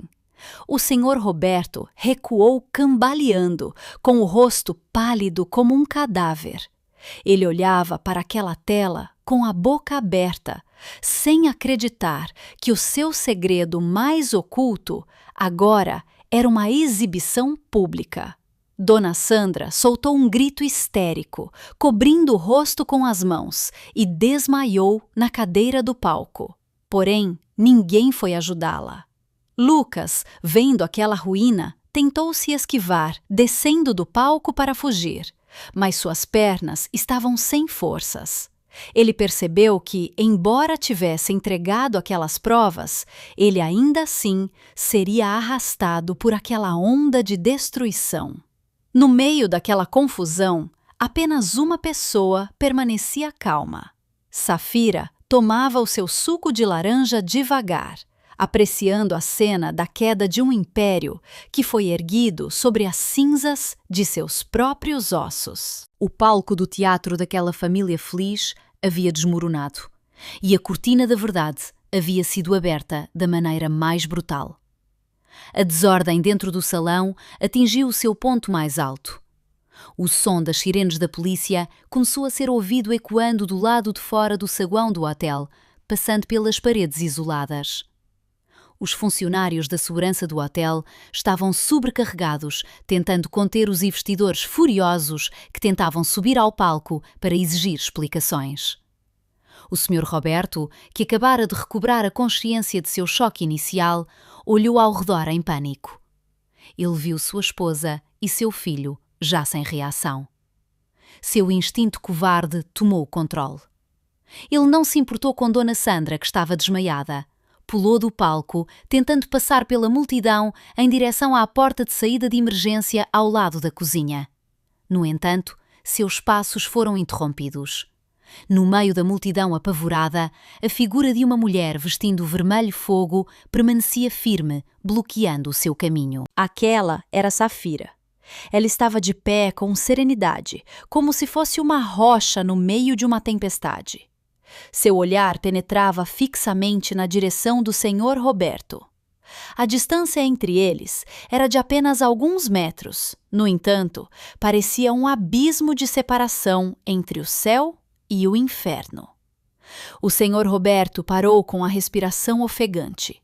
Sua gravata estava torta e o cabelo bagunçado. Sua imponência sumiu sem deixar vestígios. "Saia! Saia da frente!" esbravejou o senhor Roberto com uma voz rouca. Ele tentou empurrar Safira, mas aquela mulher não se moveu 1 milímetro sequer. 2 pessoas da polícia à paisana, que já estavam de prontidão perto de Safira, deram um passo à frente. Mas Safira ergueu a mão, fazendo um sinal para que eles permitissem que ela falasse primeiro. "Você", sibilou o senhor Roberto, com os olhos fixos em Safira. "Foi você quem fez tudo isso. Foi você quem sabotou o meu evento. Quem é você, afinal? Por que você quer destruir a minha vida? O que eu te fiz? Eu te paguei muito bem." Safira soltou uma risada fraca, uma risada seca e sem humor. Ela deu um passo à frente devagar, fazendo o senhor Roberto recuar até que suas costas batessem na mesa de buffet. Pratos caíram, quebrando-se em pedaços no chão, mas o som da quebra foi abafado pela tensão entre eles. A pergunta do senhor Roberto soava totalmente ridícula nos ouvidos de Safira. Aquele homem idoso ainda se considerava uma vítima. Aquele homem ainda achava que o dinheiro podia comprar fidelidade e encobrir os pecados. "O senhor me pergunta quem eu sou?" perguntou Safira de forma suave. No entanto, sua voz soou nítida nos ouvidos do senhor Roberto. Sua mão subiu devagar em direção ao rosto. Ela retirou os óculos de armação grossa que, durante todo esse tempo, usou para disfarçar o formato de seus olhos. Em seguida, ela pegou um lenço umedecido de sua bolsa e, com um movimento dramático, limpou a camada de corretivo grosso no canto direito do seu maxilar. Ali, aos poucos, surgiu uma mancha de nascença, pequena, em formato de lua crescenta. Uma marca muito característica. A marca que no passado costumava ser ridicularizada pelo Sr. Roberto como um sinal de azar. O Sr. Roberto arregalou os olhos. Sua respiração travou na garganta. Seus joelhos tremeram muito, tanto que ele precisou se segurar na borda da mesa para não cair. Ele reconheceu aquela marca de nascença. Ele reconheceu, embora agora aquele olhar fosse muito mais frio e mortal do que o que ele se lembrava. A memória de 5 anos atrás rodou em sua cabeça. A garota silenciosa que ele ignorava. A garota que ele deixou para trás por causa de uma viagem. A garota cuja casa ele queimou. Renata? Sussurrou o Sr. Roberto com a voz quase sumindo, cheia de incredulidade e horror. Não é possível. Você morreu. Eu mesmo providenciei a certidão de óbito. Eu vi as cinzas. As cinzas da casa vazia que o senhor queimou por dinheiro, interrompeu Safira friamente. E eu nunca estive dentro daquela casa. Senhor, eu fiquei esperando na faculdade. 4 horas eu esperei por vocês, no meio da chuva, segurando o diploma com o qual o senhor nunca se importou. A ausência de vocês foi o que salvou a minha vida. O senhor Roberto balançava a cabeça negativamente, tentando rejeitar a realidade. Sua fisionomia mudou do medo para uma fúria desesperada. Então, durante todo esse tempo você me enganou, você falsificou a sua identidade, você entrou na minha empresa, me bajulou apenas para isso? Sua filha ingrata!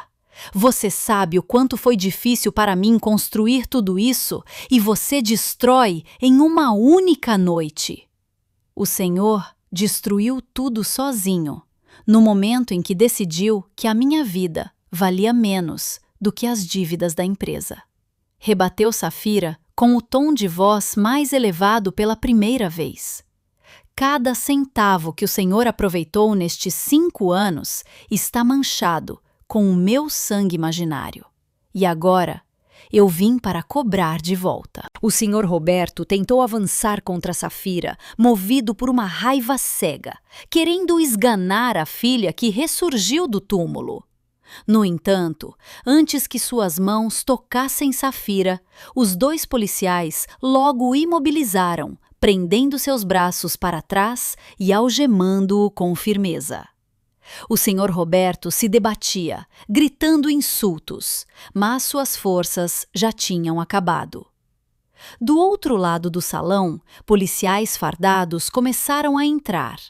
Eles levantaram Dona Sandra, que estava desmaiada, apenas para algemá-la. Dona Sandra soltou um grito histérico ao recobrar os sentidos e ver a polícia, gritando pelo nome de seu marido. Lucas foi detido perto da porta de saída, com uma expressão conformada e a cabeça baixa. Safira permanecia de pé no meio do salão, que agora estava em silêncio, presenciando a prisão daquela família de magnatas. Ela olhava para o pai que era levado pela polícia. O senhor Roberto olhou para trás, encarando Safira com um olhar cheio de ódio e confusão. Antes de ser empurrado para fora da porta, o senhor Roberto gritou mais uma vez. Por que, Renata? Por que você teve coragem de fazer isso com os seus próprios pais? Safira caminhou um pouco mais para perto, o suficiente para que seu pai pudesse ouvir suas últimas palavras antes que as portas da prisão se fechassem para aquele homem para sempre. Ela aproximou seu rosto, olhando firme dentro dos olhos vermelhos de seu pai. Porque eu sou o seu melhor investimento que o Senhor não soube aproveitar, pai. O Senhor me ensinou que o dinheiro é tudo. Então eu aprendi muito bem. Usei essa inteligência que herdei do Senhor para contabilizar cada pecado de vocês. E esta noite é a data de vencimento. A polícia levou o Sr. Roberto para fora. O homem gritava, mas sua voz logo foi abafada pela multidão de repórteres que o cercavam. Safira permaneceu sozinha no meio daquele salão destruído. Ela respirou fundo, sentindo o ar agora muito mais leve. Seu disfarce tinha caído. Sua identidade falsa já não era mais necessária. No meio da ruína da reputação de sua família, Renata se sentia verdadeiramente viva pela primeira vez. Ela deu meia volta, pegou sua bolsa e caminhou para fora por uma porta diferente, deixando seu passado que agora era conduzido em direção às grades de ferro. Naquela noite de prisão, tornou-se o início de um pesadelo longo e real para a família Roberto. Os flashes das câmeras dos repórteres que ofuscavam os olhos no salão do hotel agora tinham sido substituídos pelas luzes de neon brancas que zumbiam de forma sombria no corredor da delegacia. O Sr. Roberto estava sentado em uma sala de interrogatório apertada e fria. A sala continha apenas uma mesa de ferro fixada ao chão, 2 cadeiras duras e um espelho unidirecional que refletia o seu rosto, que agora parecia 10 anos mais velho. Seu terno caro tinha sido retirado, substituído por uma roupa de presidiário de cor laranja chamativa, cujo tecido era áspero e com cheiro de mofo. As mãos que costumavam assinar cheques de milhões de reais agora estavam presas por algemas de ferro frias, deixando seus pulsos machucados e doloridos. Do outro lado da mesa, um detetive sênior o encarava com um olhar de desdém. O detetive jogou uma pilha de pastas grossas sobre a mesa, provocando um estrondo que fez o Sr. Roberto dar um sobressalto de susto. Aquilo eram as pastas recolhidas por Safira. As evidências eram tão completas, organizadas e fatais. Desde os registros de fluxo financeiro para o incendiário da casa, cópias de e-mails de conspiração, até as imagens de câmeras de segurança que tinham sido restauradas. O Sr. Roberto tentou negar, tentou usar suas antigas táticas de intimidação ou suborno, mas suas palavras travaram na garganta, ao perceber que ele já não possuía nenhum poder. Seus bens tinham sido bloqueados. Seus advogados, que ele costumava pagar caro, sequer atendiam suas ligações, pois aquele caso era muito viral e vergonhoso. Ele estava sozinho. Enquanto isso, na cela de detenção feminina que ficava em ala separada, Dona Sandra passava por um colapso mental total. A mulher que a vida inteira só dormiu sobre colchões macios com lençóis de seda, agora precisava ficar encolhida no canto de um chão de cimento, frio e úmido. A cela tinha cheiro de urina e suor antigo. Não havia ar-condicionado, apenas um ar quente e mosquitos que zumbiam em seus ouvidos. Dona Sandra não parava de chorar e delirar. Sua maquiagem borrou, transformando-se em uma máscara assustadora e preta ao redor dos olhos. Ela passava o tempo batendo na porta de ferro, gritando por seus funcionários para lhe trazerem água gelada.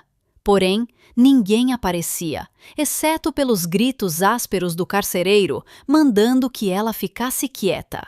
Em sua mente, a imagem de Renata continuava a girar. Não a Safira que estava imponente no salão de festas, mas sim a imagem de Renata pequena que ela costumava maltratar, A Renata jovem que ela trancou no quarto e a imaginação aterrorizante sobre Renata queimando. O medo de fantasmas que ela sentiu durante semanas por causa do terror provocado por Safira agora se acumulava em uma paranoia permanente. Cada vez que ela fechava os olhos, ela via fogo. Cada vez que abria os olhos, via grades de ferro. Ela começava a culpar o seu marido. Ela passava a gritar que tudo aquilo tinha sido ideia do senhor Roberto, que ela apenas tinha sido envolvida, que ela não tinha culpa. Sua voz ecoava pelos corredores da prisão, servindo de distração trágica para as outras detentas que a escutavam. Lucas passava por uma situação não menos deplorável. Ele foi colocado em uma cela superlotada, junto com criminosos comuns.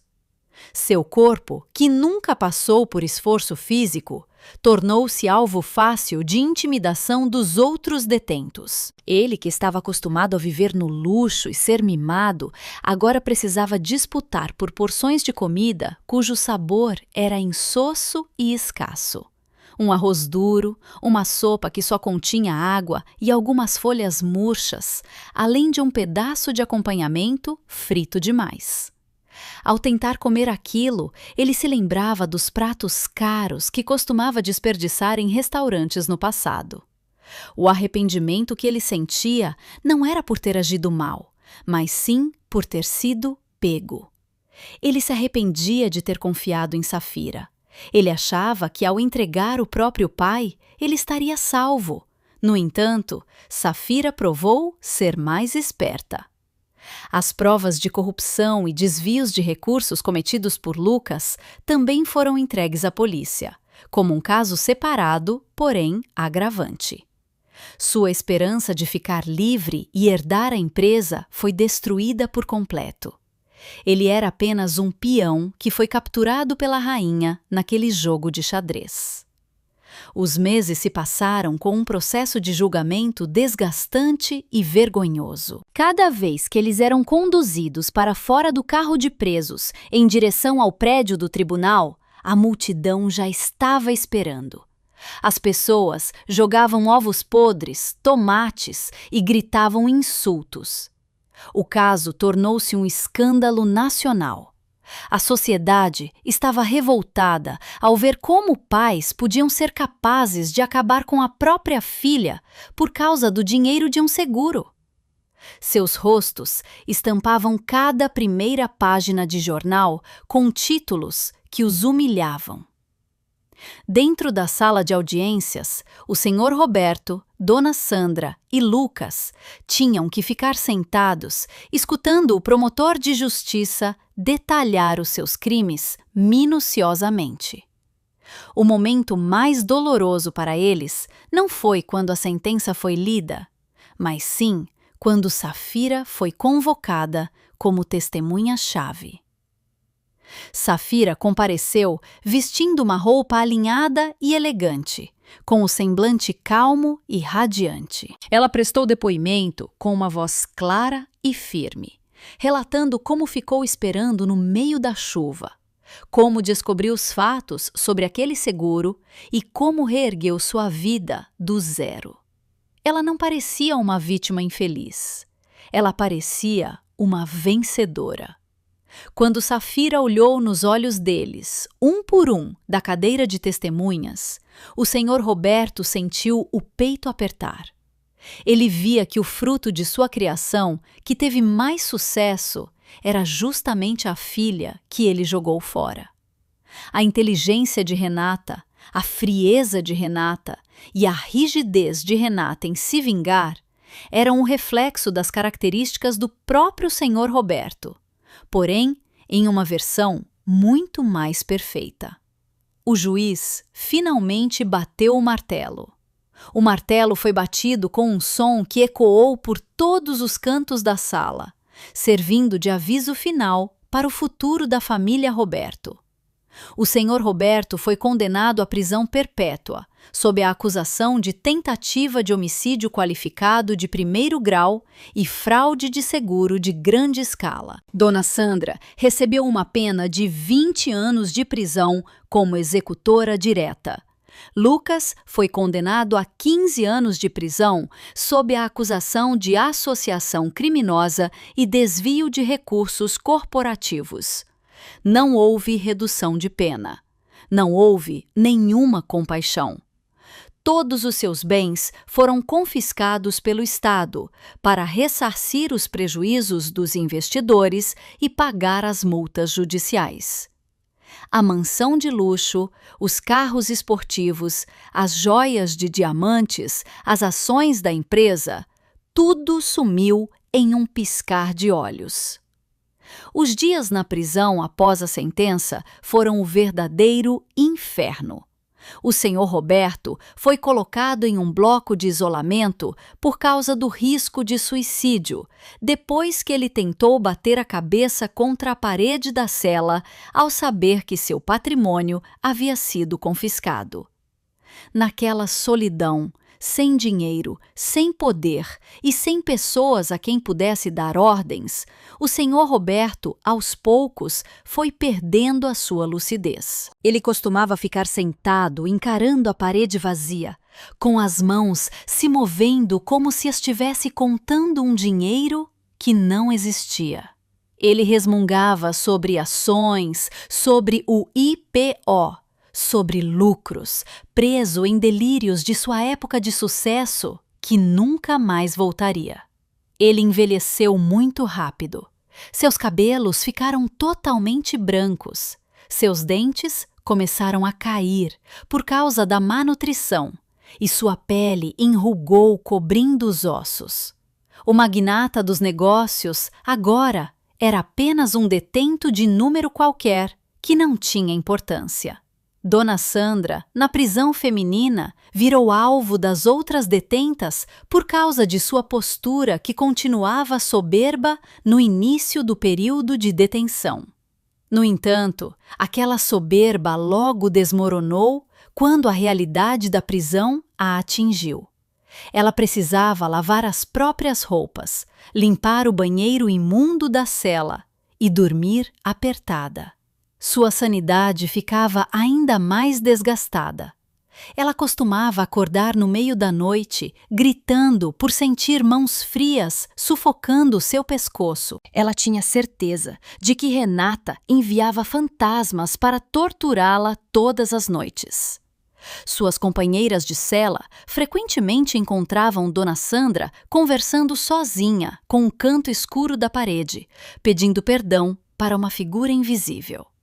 Perdão, Renata. A mamãe não vai te queimar. A mamãe não vai te trancar. Sussurrava repetidas vezes, com os olhos arregalados, uma cena que fazia qualquer um que assistisse arrepiar de medo. O destino não apenas retirou a sua liberdade, mas também retirou a sua lucidez.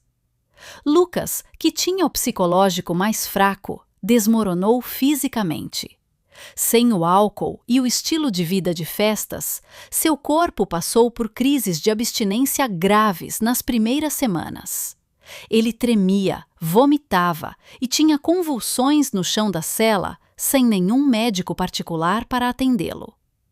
Depois que essa fase passou, ele se transformou em uma figura silenciosa e apavorada.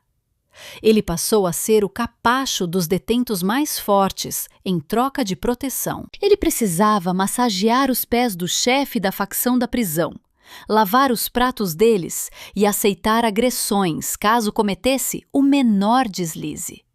Seu orgulho de jovem rico tinha sido pisoteado até ficar nivelado ao chão. Todas as noites, ele chorava em silêncio, sentindo falta de sua cama macia e amaldiçoando a sua própria estupidez. Ele se dava conta de que, se naquele dia tivesse chamado Renata para ir junto à viagem, ou pelo menos tivesse buscado Renata na faculdade, sua vida não terminaria naquele buraco. Aquele arrependimento chegava tarde demais, e o gosto era muito mais amargo do que o fel. A família Roberto tinha sido destruída por completo, não restando uma única peça sequer. Eles estavam separados por trás de muros altos de concreto, passando o resto de suas vidas em um sofrimento lento e doloroso. O desejo deles de viver no luxo de forma fácil acabou por conduzi-los à pobreza e à humilhação eternas. Por trás daquelas grades de ferro, o tempo parecia parar, restando um espaço vazio e amplo para eles remoerem nos seus pecados a cada segundo, a cada minuto, a cada hora, até o último suspiro deles. Aquilo era a justiça perfeita. Eles estavam trancados, da mesma forma que trancaram Renata, mas com a diferença de que as portas das celas deles nunca mais iriam se abrir. 6 meses após a sentença ser decretada, o céu de São Paulo parecia limpo, bem diferente daquele dia de formatura cinzento de anos atrás, que foi cheio de chuva e lágrimas. Safira estava na varanda do seu novo apartamento, que ficava de frente para o mar. O vento do mar salgado tocava o seu rosto, balançando a ponta de seu lenço de tom pastel que ela usava. Ela segurava uma xícara de chá quente, sentindo o vapor tocar o seu nariz. A sensação era de paz. Não havia mais aquele batimento acelerado do coração por causa da adrenalina da vingança. Não havia mais noites longas passadas para invadir dados ou traçar estratégias de destruição. Tudo tinha chegado ao fim. O livro grosso, repleto de rancor, tinha sido fechado e queimado por completo. Naquela manhã, Safira tinha acabado de concluir os últimos trâmites administrativos relacionados aos bens confiscados da família Roberto. Conforme a decisão judicial, uma parte do patrimônio pessoal do Sr. Roberto, que ficou comprovado ser proveniente do recebimento do seguro de vida de Renata, foi devolvida para a vítima, ou seja, a própria Safira, como uma forma de restituição ou reparação de danos. O valor era fantástico, chegando a dezenas de milhões de reais.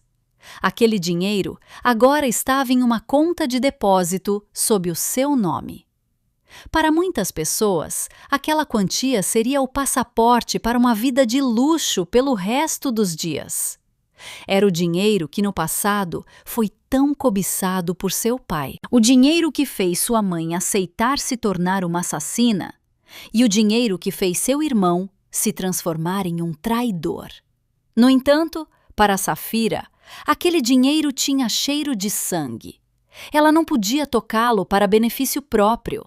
Usar aquele dinheiro seria o mesmo que aprovar a crueldade deles. Ela não reuniu forças para viver do resultado da venda de sua própria vida. Safira colocou sua xícara de chá na mesa, pegou sua bolsa e saiu do apartamento. Ela dirigiu seu carro cortando o trânsito da cidade em direção à periferia, para uma região que ficava distante do vai-vem dos arranha-céus. Seu destino era um conjunto de edificações simples, porém acolhedor, que era cercado por árvores frondosas. O lar Amor Materno. Este era um abrigo onde crianças vítimas de violência doméstica e crianças abandonadas eram acolhidas. Safira tinha feito uma pesquisa profunda sobre aquele local, certificando-se de que cada recurso seria bem empregado. Nenhuma delas se sentia rejeitada ou sem valor. Ao assinar aquele documento de doação, Safira sentiu o peso enorme em suas costas ser retirado por completo. Aquele dinheiro, que foi a fonte da ruína de sua família, agora tinha sido purificado, transformando-se em esperança para as crianças que precisavam. Ela tinha quebrado a corrente de ganância que envolvia a linhagem dos Roberto. Ela não queria herdar os pecados de seu pai. Ela não queria herdar o amor doentio pelo dinheiro. Ela escolheu o seu próprio caminho. Ao sair do abrigo, o sol já começava a se deitar a oeste, emitindo uma luz dourada e calorosa. O celular de Safira tocou. Um nome surgiu na tela: Adriano. Adriano era um colega sênior em sua firma de auditoria. O homem que durante todo esse tempo a apoiou de forma silenciosa. O homem que nunca fez perguntas sobre o seu passado, mas sempre esteve presente para garantir que Safira não se esquecesse de almoçar quando estava ocupada trabalhando. O homem que enxergava Safira como uma mulher inteligente e forte, não como um objeto ou ferramenta. Alô, Safira, você vai conseguir ir ao jantar mais tarde? Eu encontrei um restaurante muito bom na Zona Sul. A voz de Adriano soava do outro lado da linha. Safira deu um sorriso espontâneo, sentindo um calor em seu coração que há muito tempo tinha congelado. Antigamente, ela achava que nunca mais seria capaz de confiar em outra pessoa.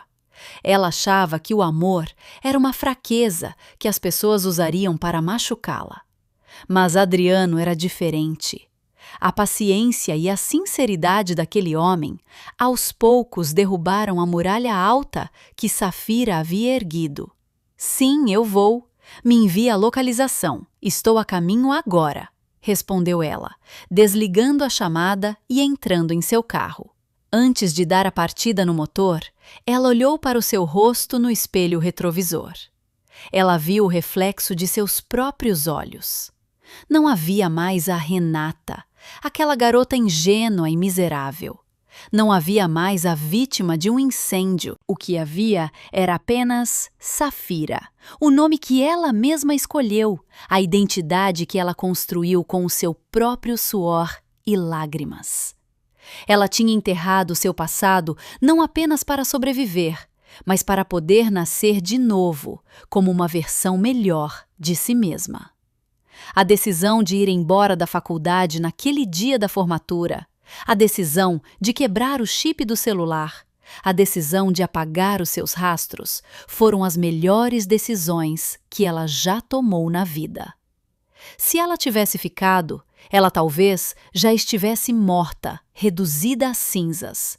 Ou viveria como uma marionete, com o psicológico torturado pelo resto da vida. Mas ao partir, ela descobriu a sua força. Ela descobriu que o seu valor não era definido pela família que a colocou no mundo, mas sim pelo que ela fazia com a sua vida. Safira deu a partida no motor do carro. O som suave do motor parecia agradável. Ela abaixou o vidro da janela, deixando o vento da tarde tocar o seu rosto, enquanto o carro começava a avançar, saindo do pátio do abrigo. Ela não olhou para trás. Não havia nada para ser visto ali. Seu passado já estava enterrado por trás das grades de ferro, junto com as pessoas que tentaram destruí-la. Diante dela, as ruas se estendiam amplas, retas e abertas. O futuro era uma tela em branco, pronta para ser pintada com as cores de felicidade que ela mesma escolhesse. "Adeus, Renata", sussurrou baixinho, com sua voz sendo levada pelo vento e sumindo em meio ao barulho da cidade. "E seja bem-vinda, vida." O veículo sedã acelerou, misturando-se ao fluxo de trânsito dinâmico da cidade, conduzindo Safira em direção ao seu compromisso de jantar, em direção a um sorriso verdadeiro, em direção a um afeto sincero e em direção a uma liberdade absoluta que nunca mais poderá ser tirada por ninguém.